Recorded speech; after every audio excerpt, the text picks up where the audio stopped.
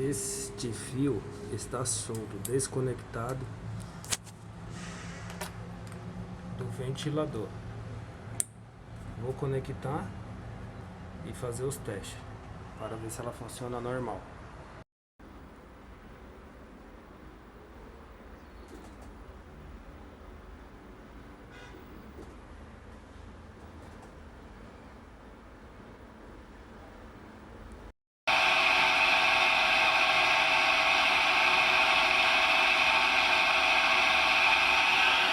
Então, ouvindo o barulho, necessário trocar o ventilador.